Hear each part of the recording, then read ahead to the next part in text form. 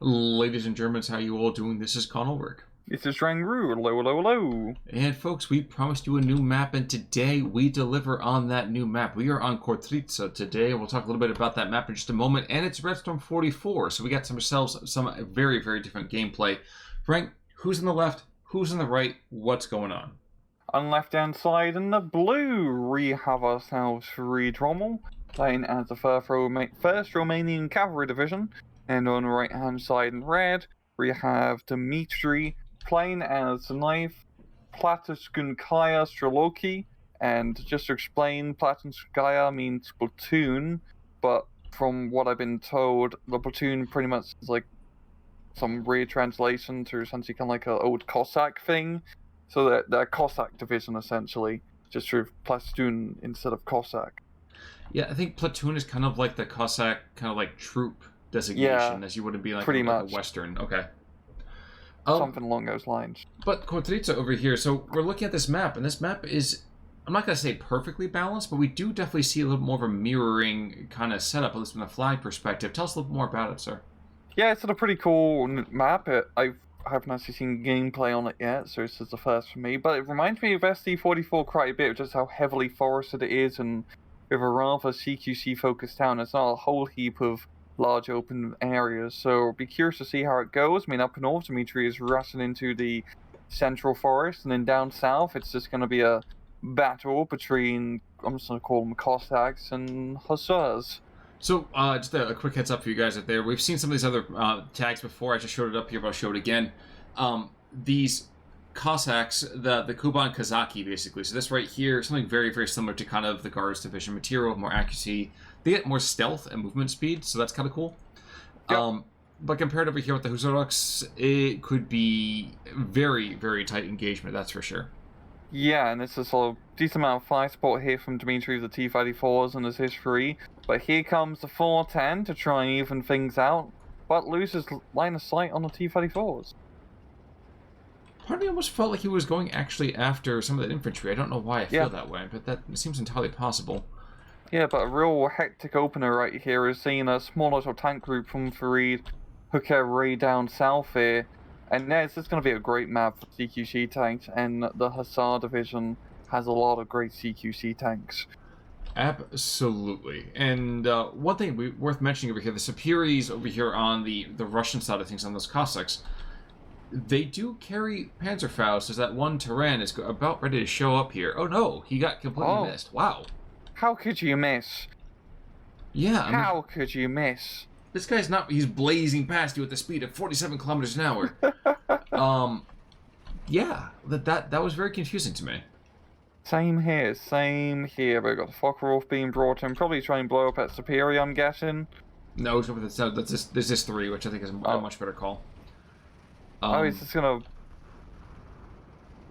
I guess not bad. Yeah, it could be worse, I suppose. But regardless, we are going to be seeing kind of not a major decay in engagements, but for the most part, it's a bit more of a relaxed kind of approach to fighting. As both sides, I think, are just really kind of trying to muster up their troops to kind of push for a late A, early B kind of attack. Yeah, and Rommel is doing the unthinkable right now, moving his tank forces through the forest here and making a pretty good penetration so far. Wonder if you'd be able to keep it up. You know, you were saying doing the unthinkable. Did you mean like with the lack of infantry support? Is that what you're trying to get at? Oh no, it's a reference to when Rommel pushed through the Ardennes forest. Yeah, You didn't pick it up, Khan. I didn't pick it up. You're absolutely right. I think it's just because for me at this point, I think I've just finished a reread of Blitzkrieg, and yes, he went through the forest. Yes, so on and so forth. But you start learning that the myth of the man was very, very different than the historical indications. Dude, if Rommel stayed alive, they could have won the war. If he was in charge of the Eastern Front, they would have won the war in like 6 months, just saying. Yeah, well, Harry Turtledove says that if he gave AK-47s to Robert E. Lee, the Civil War's over in like 6 months too, but I'm pretty sure I stopped caring about that particular counterfactual. We are going to see a 40 mil is engaging a T-34-76, kills the loader. This is still the occasion when you cannot replace those crew members, so that's going to be a permanent mouse over there to that reload speed. And it's 12-12 in the meantime. Yeah, it's a really interesting just deployment from both sides in the first 5 minutes. We're just seeing forces all over the place, good amount of air power, and really Rommel just has a really good opener, or just potential for, capturing some rather important flags if he keeps his forest push up and running. But down south, Dimitri is flanking along the southern flank of this map. It's actually quite interesting, like, the southern area of this map, there's not really a whole lot of flags to fight over. It's a lot of just kind of empty forest space. It's empty forest space, yes. But if you can sneak in the right kind of troops, you can cut a major supply line. And if you go and have a Panzerfaust or two, or use this bazooka, mayhaps, that these Razvedkas have down here, that's more than enough to justify that kind of, immediately wasted troops for a much bigger payoff later on. Yeah. And up north, we're seeing, things actually kind of quiet up north. We're seeing that T-34 pushing through, and do you use the sellers of anti-tank grenades? No, they don't, so they can have a rather fun time. And by fun, I mean terrible. I was going to say, you and I have very different definitions of fun, but hey, you play Tomb King, so what do I know? Yeah. Now, there is a cheeky flag steal over here from this DP squad. Just at the same time that this T-34 Razvedka isn't quite able to be seen by anybody with, an actual anti-tank weapon. But regardless, it means that we are seeing a little bit more and more bleed over here from FaridRommel, which is, I'm not going to say a shame, because that implies that I actually have a vested interest in who kills, other than the fact that people just die in general. But does the deployment of forces here would, in my mind, heavily favor Rommel, and the fact that that's not happening, it's a shame. It's a shame to see that happen sometimes, Yeah, it's a shame just with his 7 tank push, he's just kind of, like, sitting there with him. Like, yes. He doesn't really need to, like, push deep, but if he was to use some of his infantry to flank the town from the southern side in that forest, it was such a great position to capture not 1 but 2 flags and really do a good, like, flank onto the town. Exactly, and that's probably a fair way to put it. I think for me, I always despair a little bit whenever people who have a high concentration of forces are not able to use it to their fullest. Yeah. And with the Cossack division, with the Star division, getting like cavalry troops mixed up here, you do want to try and keep up momentum. But both sides have fairly, similar income, so it's not going to be too much of an advantage here or in the economy. I was just taking a look over here as you were going, bringing that up. One thing about the Cossacks is that they seem to continue to have that same kind of fighting style of speak softly and carry a big Katyusha. Mm-hmm. Of course, we're not going to see those potentially over here until B and then C, but I'm noticing a high proportion of self-propelled guns with also a huge amount of Su-76s available to them. Yeah, really good fire support available to them, and they also have some T-30-45s, which does give them some pretty good anti-tank capabilities, which is always quite needed. But Farid right now is just doing a great push in the center, using the Hussarooks to slowly make his way through. All the Russian infantry are hold firing, and usually Razzia is a good idea. Those are his command troops. It's probably good if his command troops were to command a little bit more towards the rear right now. No. It is not one step backward for the men or the officers, who are not men at all, of course, but we are going to see these superior combatis. These guys are going to go down fairly quickly, and I just want to check, is that the only combat officer? No, there's a potential second one as well, which is good. Yeah. Which is good, because you always have to have your Colonel Commissar on the front lines, and then after Gaunt dies, we have to have Major Ron take over, so that'll make sense. Mm-hmm. Yeah, and just looking at how things are developing, I don't feel like this combat is going to be living in this road for too much longer here. Yeah, Dimitri really needs to get some reinforcements, and there we go. He's got 2 T-34s and some infantry being brought in to try and shore up the center. Teensy bit too late, though. Yeah. Teensy bit too late. Yeah. Of course, I say that, and there is an anti-tank gun to the south, really to the west of the town, but not in any real position to stop those T-34s. So maybe with that, along with the PE-3 coming in, this attack is going to be at least moderately slowed, if not entirely stopped. Yeah, it's just enough to. Yeah, I think this three is actually being a real champ here, suppressing a lot of these infantry squads, and same thing with that bombing run. This could be enough to just give Dimitri the time for the tank reinforcements to coming up. Unfortunately for him, he still has not been able to secure his own backline to see Hussar Arkozlov's down here to the south. And potentially, if he moves a little bit further to the east, I can't help but wonder if he can pick up another cheeky flag or two. Yeah. It's definitely a possibility. The southern side does give you a lot of opportunities to be cheeky, as we've seen of the Plastun Radevka unit. He's going to get right in the road and... Forgive me, I was thinking about the ME410. He had the potential to absolutely pound those approaching T-34s. Don't quite end up getting that final kill here. But regardless, lots and lots of potential. Yeah. Yep. We're just seeing more Hussarok's being thrown into the town, and he's probably going to pick up one of these flags here to be good for him. I mean, we do see the Plastun Superiors being brought in as well as the Strelkies, but I don't think it's going to be enough, even with the T-34 tank support. But it's that once his free is holding the line. Serves an order of the Red Banner or something at least. Well, it's a guard, so yeah, he's got to do something there. Stress resilience and veterans at the same time too. So problem is he's only got 19 rounds of HE just left, which seems like it should be a lot, except that he's an artillery gun and should never be wasting all of his HE in the first place. So it's a bit of a hassle there. Yeah, I've just seen more hordes of Hungarian troops being brought into the center. This is just an overwhelming amount of troops, I feel like, for Dimitri to deal with. But I don't really see him doing anything else on the map, really. It's just, his force deployments are pretty anemic, just all over the place, and the points really shows 15-9 to Rommel. He's doing really good for himself. Well, and I like this one infantry squad who's just kind of... who's the rock, excuse me. Who's traipsing behind the front lines here. And yes, the superiors are being brought on in. But this Husarok, he's got himself a bit of a bed and breakfast. It's an Airbnb in the backside of... really, the Polish-Russian countrysides. Yeah, it moves into a quiet part of town without any all of the rabble. Until the superiors come in, and there goes the neighborhood. Yeah, goddamn superiors.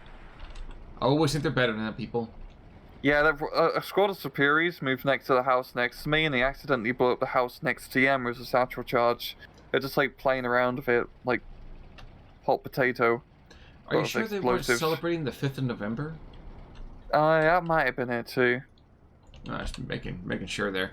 Oh no, this PE3 coming in is an absolutely pound this. Oh no, this push is over. Oh yes. Look at this. Oh yes. Oh no. Oh well, mediocre. Yeah, that was pretty mediocre. There's some 3 more Husaroks to take their place. That certainly could have been a lot better. That's for sure. Yeah. And these 40 mils, I always thought were having either better penetration or at least better accuracy, but that never seems to be the case. Though we do see the pack, excuse me, was it the pack that killed it? No, it was the Turan that killed it. The T-34 in the center. The Turan can. Yes, indeed. It's just surprising to see the Turan do anything, really. Yeah. Good fire support, but yeah, the anti-tank can be... I mean, heat cells aren't bad per se, but you just don't get a whole lot of anti-tank ammunition with that tank. Not with any kind of real success into it anyway, no. Yeah. And that combat is still holding the front line. He's turned off hold fire. He is firing array. Let's see how long he lasts. Well, as he begins to fire here, it is 14-12, 14-13. And shockingly enough, I don't think anybody sees him. No, he's... Never mind. I'd say he's row hidden. Oh, he's in the building. Yeah. And here's where everyone's going to first plaster that Superi squad, and then very much likely going to go after him.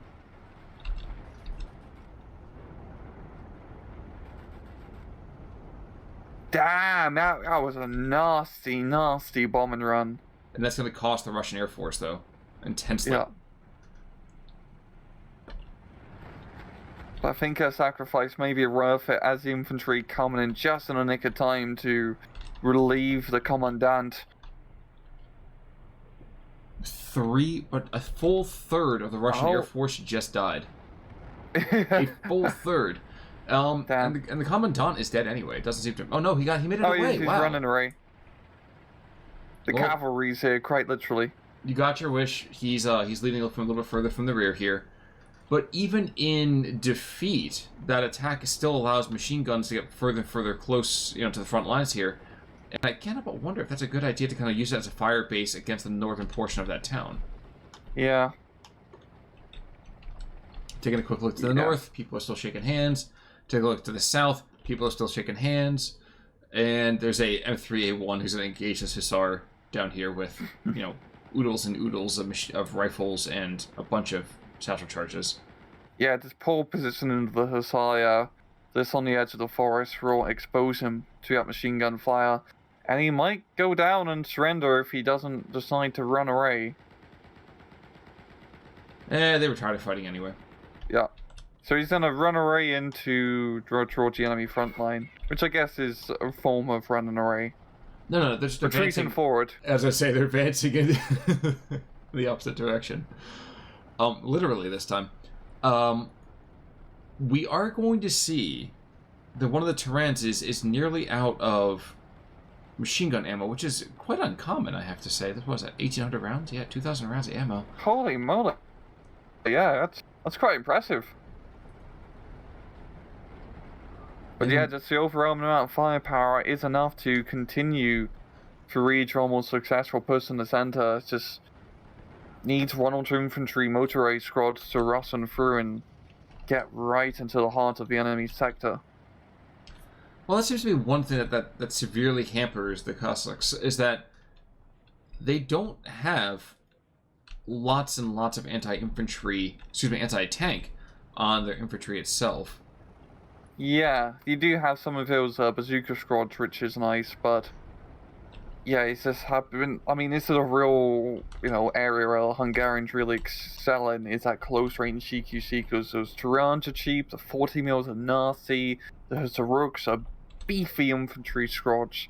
They're just really purely designed to fight in CQC situations such as this, and yes, you have the T-34-76s and whatnot, but just, the Terrans compared to the T-34s, you can get 2 of them for every 1 T-34. And they can blow up a T-34 close range. Not ideal, but they can. They can, and that's kind of the funny thing, is that it's possible, it's highly unlikely, but it's possible, and that's kind of an important distinction to make here. Yeah, and it's better odds when you have 2 of them. True. Combat officer continues to retreat, veteran Hussars continue to be on his heels. And we are going to see, I think, what I would argue is probably the last great throw of troops over here from Dimitri Lafarenko. Because right now, there's just so much in the way of Hungarians being poured into the central position. Look at this. We have the Nimrod coming in with that dual-purpose gun. We have more tanks. We have tons of Husaroks with LMGs. There's just the combat groups that are coming in every 30 or 40 seconds, and they're going exactly where they need to go, which is right smack dab into the middle of this theater. Yeah, that T-3045 is way too close. Yep. That's what happens when you get very close. There's a Hetcher line in raid. Yep. Oh, yeah, there's a Katusha. There is, and the Katyusha, though, is just far enough away that spread has done next to nothing. That's the kind of spread that even a starving man wouldn't want to deal with. No, that was a pretty anemic rocket artillery attack. Yeah, it's really not going to be much of a hassle here for Rommel. He can just drive around, burning fires. Well, that's the other thing. I mean, Rommel over here also goes by his stage name, Trogdor, and if we look up to the north... The Burninator. Indeed. Looking up to the north, we do have this veteran squad of Hussars. He's going to go down eventually, but... Oh, wait. Or will he? Never mind. There is one Automachiki squad who's going to probably go and do some work here, but it's 16-8, as the central position is completely ruptured. We have 3 squads of infantry, 4 squads of infantry, and there's one Katyusha who now has nothing left. That's some hard cheese. That's some real hard cheese right there. Really needs a supply truck to come in and get up and running again, but yeah, this is really not looking good for Dimitri in the center. This is a pretty big collapse, and this is a whole heap of angry Hungarians still willing to come in And there's not really, I mean, on this map, there's not really too much you can do down south. It's, for the main angles of attack, it's all just about the center and the north, and, I mean, it does have that one flag up north, but there's not really much else you can do once you capture the northern side. It's pretty hard to push out with just so much open ground. But, you know, I'm on the horns of a dilemma here. I like the map here continues to be a little bit more balanced. As I say, this is, of course, another combat group of Hungarians gets brought on into a couple of tanks on the other side here. Does it bother you at all that this map tells you exactly how it wants you to play it? What do you mean? So look to the central position. You said to yourself the main lines of attack here are very much screaming, you will have to fight over this crossroads. You will have to fight through this town right here. Yeah, you can do some rinky-dink plays around here to the sides, but you have to invest an awful lot, maybe to not get an awful lot in return. Yeah. What I'm seeing is that this map, kind of like to add on to your point, it's very much you really just kind of have to choke point into the center, because as you can see here, there's a really rich flag area where the north is pretty sparse and open, and down south too you kind of have like diagonal approaches of flags for both sides, and the infrastructure isn't great for doing actual pushes through the forest. You're just going to be doing small infantry stuff here. Yeah, we are seeing actually a bit of a push here, but still, I mean, just because the roads are more going vertically and horizontally, it's very hard to make something happen. And we do have a lot of flags being captured down south. That's just because there's nothing there, and they can be easily retaken. They can be easily retaken, yes, but the reinforcement path to get there is a little bit janky. Yeah. PE3, in the meantime, this guy has bedeviled the front lines consistently. Did he get his bombs off? I don't think he got his bombs off this time. No, he did not. And with that kind of in mind, do you want to consider taking this to a ×2, perhaps at 2225? Yeah, sounds good. Alright, folks, so going to be a ×2 here. And you can see right now it is 18.6, so it's not to take away anything from Dimitri. This is still a new map, and while the map is kind of telling you how to play it, I kind of definitely commend him for trying to take a new division as well into a new map and trying to kind of go against what it was telling him. Yeah, he just did not trade efficiently in that central town position, and I mean, this is just pure Hungarian. It's just what they do really well. It's like I keep saying in the cast, they are fantastic at the CQC. Those Terrans are only really good at close quarters. Once they get into open ground engagements, they are pretty much well, they're not too bad, but they're still not great. Well, they're also dirt cheap. Like, let's not forget that part. They are pretty dirt cheap. This is about good maneuver, and yeah, just Hazaruks and Terrans are a deadly combo. Yes, indeed. The one thing I honestly wish I could really do with them is I'd love to give them maybe just a card or two of heavier tanks, and maybe just a card or two of heavier, more prolific anti-tank weaponry as well. Yeah, that definitely probably could have brought out more Cis-3s, and honestly, the Su-76s would have been like a pretty good counter to all the Terrans. You really should have used those. Yes. Yeah, those would have been a very good unit to spam in the town, because they can really give the Terrans a run for their money, and they're also pretty cheap.